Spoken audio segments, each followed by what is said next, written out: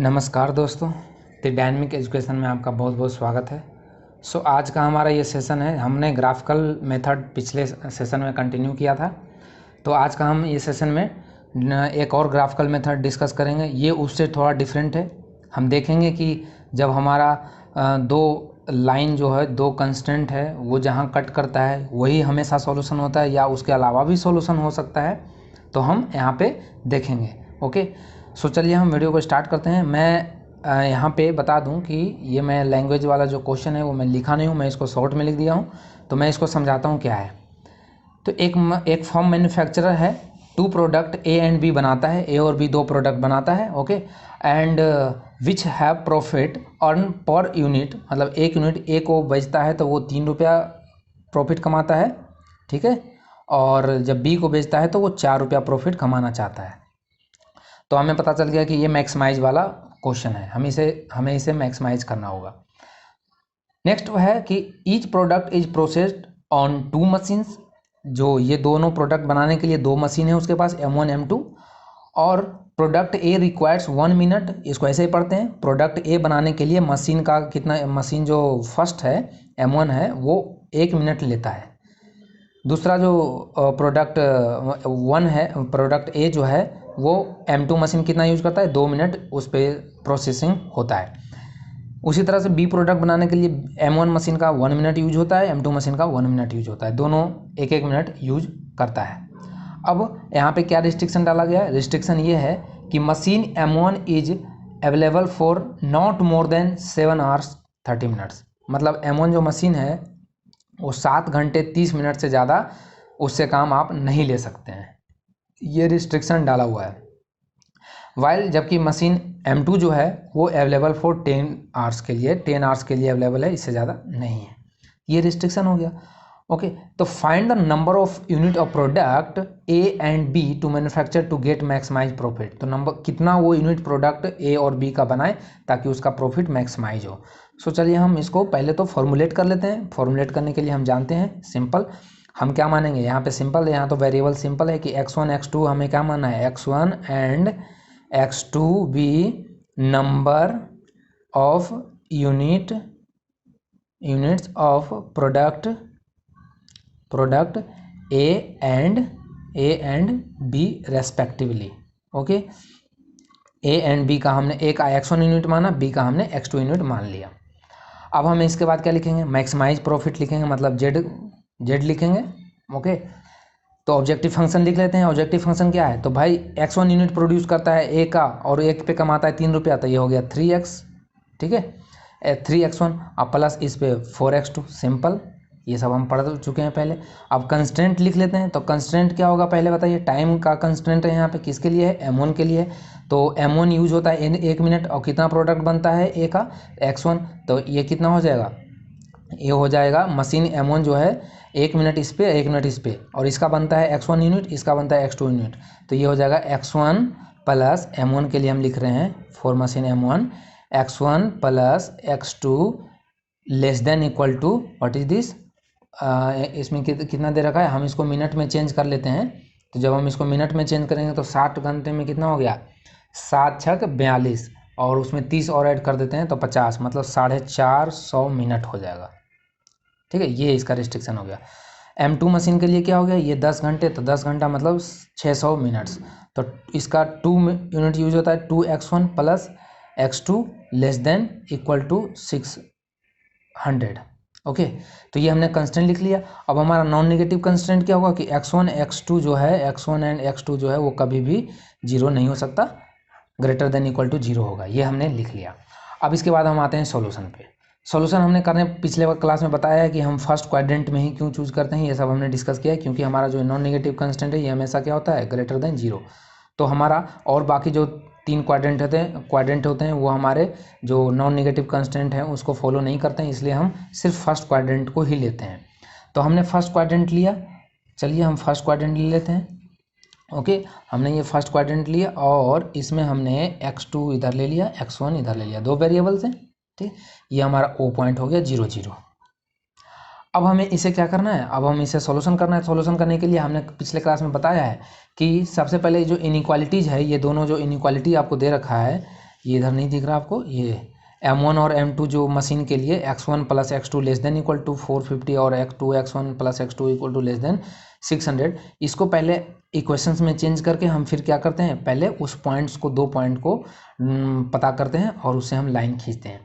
तो x1 plus x2 जब हम इसको इक्वल टू कर देंगे, x1 plus x2 equal to 450 कर देंगे, तो इससे दो कोऑर्डिनेट हमें निकल कर आएगा। एक जब x1 जीरो करेंगे तो x2 कितना आएगा, x2 हमें आ जाएगा 0 इंटू 450, ओके। और जब हम x2 को 0 पुट करेंगे तो वो आ जाएगा 450 इंटू 0। तो इस तरह से हमें दो पॉइंट मिल जाएगा, 0 इंटू 450, ये तो आपको आता ही होगा, इसमें वैल्यू पुट करोगे, एक को 0, दूसरा वैल्यू मिल जाएगा, और एक आ जाएगा 450 इंटू 0।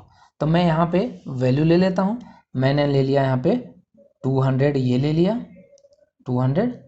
और ग्राफ पे कैसे बनाना है आपको, तो ग्राफ पे आपको मानना पड़ेगा कि हम, आपका जो एक यूनिट है या दो यूनिट, जिसको भी आप मानना चाहते हो ग्राफ पे, उसको आपको इक्वल टू पुट करना पड़ेगा। कितने, मतलब 10 यूनिट्स है तो उसको आपको 200 के इक्वल पुट करोगे, तो इस तरह से फिर स्केल पे आप निकाल लेना उसको, ठीक है। फिर उसको फाइनली मल्टीपल करना पड़ेगा, क्योंकि 200 तो ग्राफ पे आएगा नहीं, समझ में आया।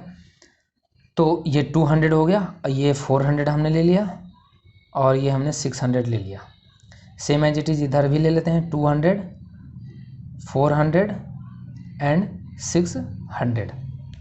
अब पहला ग्राफ बनाते हैं, पहला हम लाइन खींचते हैं। तो x1 प्लस x2 450 के लिए लाइन कितना हो जाएगा, तो फर्स्ट क्वाड्रेंट 0 0 एंड 450, तो 0 450 हम खींचेंगे, तो ये हमारा रहा 0, ये हमने x1 0 किया है, तो y हमारा 450, मतलब ये पॉइंट कहीं पे आएगा 0 450, ठीक है, मतलब x2 हमारा 0 पुट किया है। और इधर भी आएगा, इधर भी सेम पॉइंट आएगा, इससे आगे 400 से आगे ये पॉइंट रहा, ओके। तो ये हो गया 0 450, और ये रहेगा हमारा, ये पॉइंट रहेगा 450, 0। इस लाइन को हम मिला देते हैं,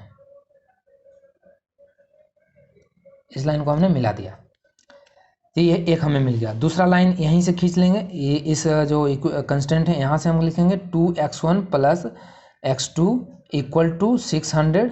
तो यहाँ से दो कोऑर्डिनेट क्या निकल कर आएगा, यहाँ से दो कोऑर्डिनेट आएगा निकल के, जब आप इसको 0 पुट करोगे, x1 को 0 पुट करोगे, तो आपको निकल कर आएगा 600, ठीक है। x2 600 हो जाएगा, जब x2 को 0 पुट करोगे तो आएगा 300 इंटू 0, ये दो कोऑर्डिनेट आएगा निकल के। तो पहले हम देख लेते हैं 0 और 600, मतलब ये पॉइंट रहेगा अपना, ये पॉइंट रहेगा 0 और 600, और दूसरा पॉइंट रहेगा हमारा 300 है, 300 इंटू 0, तो 300 मतलब लेटर से ये रहेगा पॉइंट मिड पे। अब इन दोनों पॉइंट को हम मिला दें, ये हमारा रहेगा 300 एंड 0, इन दोनों पॉइंट को हमें मिलाना है, तो मिला देते हैं उसे थोड़ा सा ऐसे, ओके। तो हमने ये लाइन खींच लिया, इससे गया, दोनों लाइन खींच लिया। अब हमने ये सब तो डिस्कस कर रखे हैं। हाँ, पिछले क्लास में एक चीज़ हमने डिस्कस नहीं किया था कि जो पॉइंट हमें मिलता है उसे हम बोलते हैं फिजिबल पॉइंट, मतलब ऑप्टिमल पॉइंट। जो भी हमें सॉल्यूशन मिलता है, ये कोई ज़रूरी नहीं कि जहाँ पे दो लाइन कट करे वो हमारा हमेशा सॉल्यूशन हो। हाँ, जहाँ दो लाइन कट करती है वो हमारा सॉल्यूशन होता है, ज़रूर होता है, ठीक है। लेकिन हमें तो मैक्सिमम प्रॉफिट देखना है ना, तो हमें चारों कॉर्नर पॉइंट को देखना ही पड़ेगा। और चारों कॉर्नर पॉइंट क्यों देखते हैं, ये सब हम फर्स्ट लेक्चर में जब ग्राफिकल मेथड समझा रहे थे उस टाइम समझाए हैं। क्योंकि जब भी हम प्रॉफिट फंक्शन हमारा क्या है, एक बात बताइए, प्रॉफिट फंक्शन क्या है, 3x1 प्लस 4x2। तो यदि मैं मान लेता हूँ कि 3x1 plus 4x2 equal to 0, मैं मान लिया ऐसे, लेटर से 0 कर लिया मैंने, तो जब 0 ले लिया तो ये क्या हो जाएगा, इसका ये ऐसे ग्राफ बनेगा, इसका ये यहाँ से ओरिजिन से पास करेगा ऐसे, ओके, ये ओरिजिन से ऐसे पास करेगा। और फिर जो जितने भी इसका वैल्यू आप 2 रखो, 3 रखो, 4 रखो, 6 रखो, 7 रखो, 8 रखो, 9 रखो, कुछ भी रखो, ये कैसे ग्राफ बनते जाएगा, इसके पैरेलल ही बनते जाएगा ऐसे, ठीक है। तो मतलब ये जरूर कहीं ना कहीं किसी एक पॉइंट पे आकर क्या करेगा, इसको टच करेगा, जहाँ पे ये मैक्सिमम हो जाएगा, उससे ज़्यादा आप इससे नहीं कर सकते। फिर वो आप यदि इससे ज़्यादा चाहोगे तो आपका क्या होगा, आपका कहीं ना कहीं ये जो कंस्टेंट बना रखा है उससे वो लिमिट से बाहर चला जाएगा, फिर वो हमारा फिजिबल सॉल्यूशन नहीं होगा। तो हम बात कर रहे थे फिजिबल पॉइंट का, तो जो भी हमारा सॉल्यूशन पॉइंट मिलता है, जो भी पॉइंट हमें मिलेगा वो हम उसे फिजिबल पॉइंट बोलते हैं। और हम फिजिबल रीजन किसे बोलते हैं, तो फिजिबल रीजन देखो, हमने पिछले क्लास में बताया था कि इसका तो हमने लाइन तो खींच लिया, ये x1 प्लस x2 लाइन ये है, और ये लाइन ये है x1 प्लस x2 और ये है 2x1 plus x2 equal to 600। तो हमने, लेकिन हमारा तो constant less than equal to था, तो लेस देन इक्वल टू का मतलब कि इस लाइन पे और इसके नीचे जो भी वैल्यू होगा इस कंस्टेंट को फॉलो करेगा, और इस लाइन पे और इस लाइन के नीचे जो भी होगा वो इस इक्वेशंस को सेटिस्फाइड करेगा। समझ में आया? बट हमें एक फिजिबल रीजन का ज़रूरत पड़ता है, क्योंकि हमें फिजिबल रीजन नहीं पता चलेगा तो बताओ कि मैंने कोई पॉइंट यहाँ पे लिया, मैंने समझा रखा है ये पॉइंट इस रीजन को तो सेटिस्फाइड करेगा, मतलब ये फर्स्ट जो है इसको तो सेटिस्फाइड करेगा, लेकिन इस रीजन से बाहर हो गया ना इस वाले कंस्टेंट से, तो मतलब ये पॉइंट तो इसी को सेटिस्फाइड नहीं करेगा। तो हम क्या करते हैं, ये रीजन लेते हैं, हम ये रीजन लेते हैं, ठीक है, ये रीजन हम लेते हैं। तो इसी रीजन को हम क्या बोलते हैं, फिजिबल रीजन, ठीक है, फिजिबल रीजन। अब फिजिबल रीजन क्यों बोलते हैं, क्योंकि इस रीजन के अंदर जो हमने डॉटेड किया है, इसकी रीजन के अंदर कहीं भी कोई भी पॉइंट ले लो ना, वो इन दोनों को सेटिस्फाइड करेगा। क्या करेगा, इन दोनों को सेटिस्फाइड करेगा। अब इन दोनों को सेटिस्फाइड करेगा, इसका मतलब क्या इसको हम सोल्यूशन मान लें? नहीं, हमें तो मैक्सिमाइज करना है, हमें मैक्सिमम प्रॉफिट देखना है कहाँ पे मिलता है। तो हमने देखा था इस रीजन के अंदर हमें नहीं मिलता है, हमने समझा भी था, ठीक है, क्योंकि हम इस पॉइंट को लेते हैं तो इससे आगे भी तो बढ़ने का चांस है, इससे इधर भी तो आगे बढ़ने का चांस है। तो फिर हम बाउंड्री पे आए थे, फिर बाउंड्री पे भी देखा कि हमें एक अच्छा सोल्यूशन नहीं मिला, फिर हमने कॉर्नर पॉइंट को पकड़ा कि जितने भी कॉर्नर पॉइंट है ना फाइनली उनको पकड़ो, और जहाँ पे भी ऐसा रट नहीं लेना है हमेशा। वैसे जनरली जब 11th-12th हम पढ़ते हैं तो उस टाइम पे हमें यही सिखाया जाता है कि जहाँ पे दो ग्राफ कट कर देता है वहीं पे हम उस लीनियर दो इक्वेशन का सॉल्यूशन मानते हैं, लेकिन वहाँ के लिए ठीक है, ज़रूर ये जो यहाँ दो कट करता है वो सॉल्यूशन होगा हमारा, बिल्कुल सही बात है, ठीक है, वो इन दोनों इक्वेशंस को तो ज़रूर सेटिस्फाइड करेगा, लेकिन हमें तो यहाँ पे जेड को भी मैक्सिमाइज करना है, तो हमें वो पॉइंट चूज करना है जिससे हमारा जेड मैक्सिमाइज हो जाए। समझ में आया? तो ये जो कॉर्नर पॉइंट मिलेगा ये हमें कितना मिलेगा, जब आप ग्राफ पे ड्रॉ करोगे तो ये ग्राफ पे आपको जो डी पॉइंट मिलेगा वो मिलेगा 150 एंड 300, ठीक है, ये तो मेरे पास है तो मैंने बता दिया। आप ग्राफ पे ड्रॉ करोगे तो आपको 150 और 300 मिलेगा। तो हमारा कॉर्नर पॉइंट कौन से पॉसिबल हैं, तो भाई इस रीजन में ही तो जो आएगा वो कॉर्नर पॉइंट आपका पॉसिबल होगा, ठीक है, ये और ये रीजन जो हमने बाउंड किया ये रीजन, ठीक। तो इसमें 4 कॉर्नर पॉइंट है, 0 ये वाला है, तो ये तो कभी होगा नहीं क्योंकि इसमें तो दोनों वेरिएबल 0 हो जाएंगे, तो ये तो जेड 0 हो जाएगा, तो ये कोई मतलब है नहीं। तो ये कॉर्नर पॉइंट और ये तीनों कॉर्नर पॉइंट को हमें चेक करना पड़ेगा जेड का वैल्यू। तो जब मैं ये कॉर्नर पॉइंट लेता हूँ तो ये हमारा क्या देगा, 0 और 450 देगा, ठीक है। तो इसके लिए जेड का वैल्यू देख लें, जेड का वैल्यू जब आप इसमें पुट करेंगे तो कितना आएगा बताइए, जेड x1 आप 0 पुट करो तो ये कितना मिलेगा आपको, 40 प्लस 450 इंटू 4, अब 450 इंटू 4 कितना हो जाएगा, ये हो जाएगा आई थिंक 4 चौक 16 और 54 तो 200, तो 1800 हो जाएगा ये, ठीक है, ये 1800 हो जाएगा। जब हम इस पॉइंट की बात करेंगे तो ये पॉइंट कितना है बताइए, ये पॉइंट हमारा 300 है, तो इस पे जब हम जेड का वैल्यू निकालेंगे 300 और 0 पे, तो इस पे कितना आएगा जेड का वैल्यू, इस पे जेड का वैल्यू आएगा 300, x1 का वैल्यू पुट करो तो 3 से मल्टीपल करें तो 900 और प्लस 0 ही हो जाएगा, ये 0 तो है x2 तो ये तो 0 हो जाएगा, तो ये हो जाएगा 900। अब एक पॉइंट और बचा, एक पॉइंट कौन बचा, ये 150 और 300, तो जब 150 और 300 पे निकालेंगे तो क्या आएगा, जेड इक्वल टू डी पे निकालते हैं, जेड डी पे कितना हो जाएगा, तो x1 की जगह पे आप 300 पुट करो तो 3 इंटू 300, अब प्लस कितना, प्लस है सॉरी ये नहीं, ये पॉइंट है डी, ये पॉइंट है, तो 150 पुट करना है, तो 150 इंटू 3 और प्लस में कितना करना है, प्लस में 4 इंटू x2 कितना है, x2 है 300, तो ये हो जाएगा 4 इंटू 300, तो ये कितना हो जाएगा 150 या कितना होता है 3 और 450 ये हो जाएगा, और प्लस ये कितना हो जाएगा 4 या 1200, तो 1200 चाहिए कितना होगा 1650 आया, ठीक है। अब आप देख रहे हो ना कि ये जो 1650 है वो कितना है, डी पॉइंट है, और डी पॉइंट कौन सा है, ये ही डी पॉइंट हमने लिया है, ये डी पॉइंट हम मान लेते हैं डी ये डी पॉइंट हमने मान लिया यहाँ पे, इसको मान लेते हैं हम ई और ये मान लेते हैं हम एफ। ठीक है, तो हमने एक एक कॉर्नर पॉइंट के लिए निकाला। तो हमने क्या देखा, जहाँ पे दो लाइन कट कर रही है, दोनों ग्राफ कट कर रही है, वो हमारा सॉल्यूशन नहीं मानेगा, क्योंकि मैन्युफैक्चरर जो चाहेगा कि हम तो ज़्यादा से ज़्यादा प्रॉफिट कमाएं, तो उसको तो जिस पे जेड मैक्सिमम मिल रहा है वो पॉइंट को चूज करेगा। तो वो देखो किस पे चूज करेगा, वो 1800 पे, क्योंकि इस क्वान्टिटी पे वो प्रोडक्ट बनाएगा ना। मतलब उसने देखा कि हमें X1 का जो प्रोडक्ट है वो जीरो, ए जो प्रोडक्ट है वो जीरो बनाओ, ए कितना बनाओ, ए हमें जीरो बनाओ।